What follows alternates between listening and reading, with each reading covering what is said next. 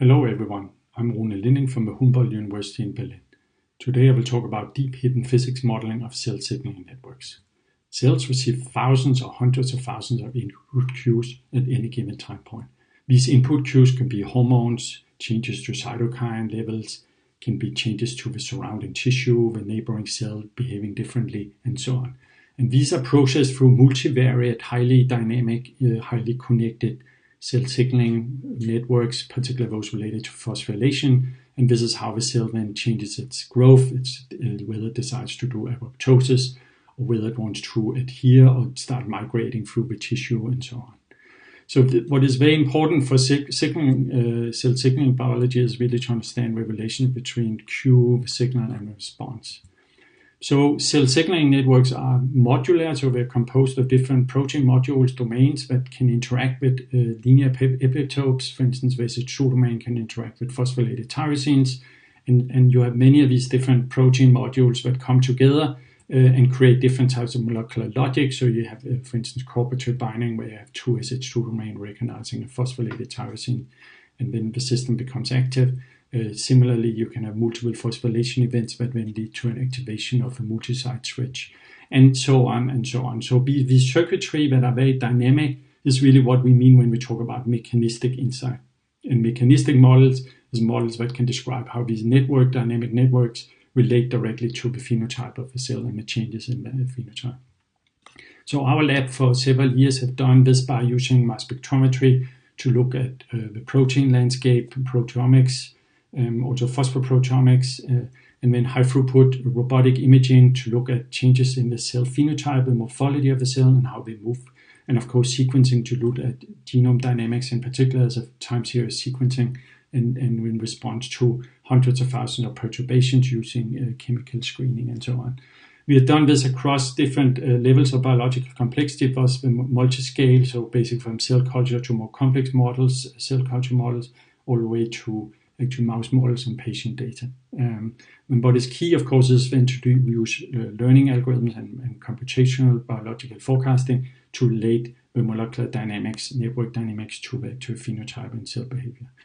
So basically, what we today will talk about is mainly phosphorylation. So it's a very simplistic system where the writer kinase can attach phosphor group that can then be recognized by an SH2 domain or another phosphor recognizing domain, and then phosphatases can remove these. But there are many protein kinases, there are 540 or so in human cells, and they create very complex, integrated and interconnected and dynamic networks.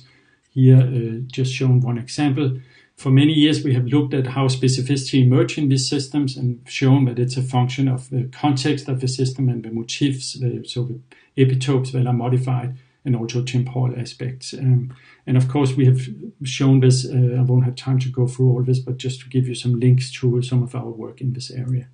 So more recently, we looked at how mutations in cancer can affect the dynamics in these signaling networks. So, for instance, by creating with overly active or inactive kinases that then can create cancer attractor states in the network, what we call in a network attack.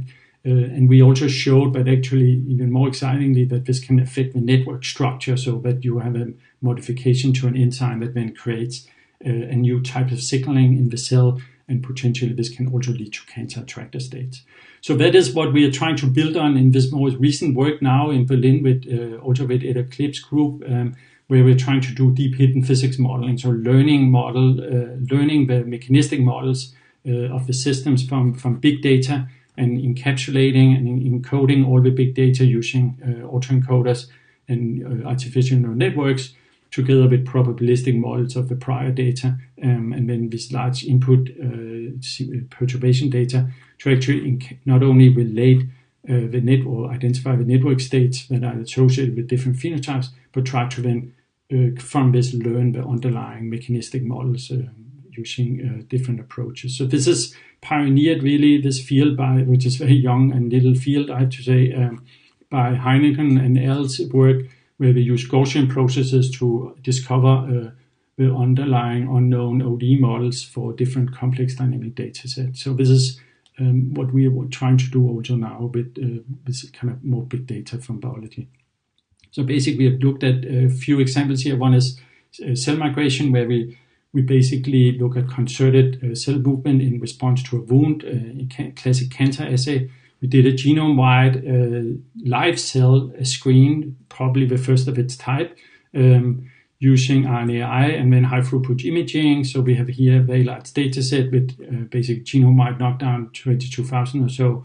And then we do this across our entire cell population, and we read out for each cell a 600-dimensional data vector that describe the morphology of the cell. So it's in general about 1 trillion data points or so. So of course you can then project these vectors and calculate functional associations by looking at the actual similarity between the cell morphologies. I will not have time to talking about this, but actually more what we wanted to do, which I think is more exciting, is to look at forecasting approaches. So where we have different morphologies of the cell in response to these different treatments, and then we basically use deep learning to relate that to the signaling networks. And we have now data where we can look at cell signaling in different regions as we move away from the wound under different conditions, and also can relate this to the actual velocity of the cells as they move into the wound, and have now validated some of these observations also using single cell cytometry, mass cytometry. So lastly, very briefly, we have tried to do something kind of reverse, where we go from the actual cell morphology as identified in response to a kinome-wide perturbation screen in different clones that are resistant to a certain antibody, and then use artificial neural network, deep neural networks, to basically automatically identify the cells and the features of the cells, and then relate this back to the genetic perturbations in order to understand the mechanism behind the resistance to the antibody.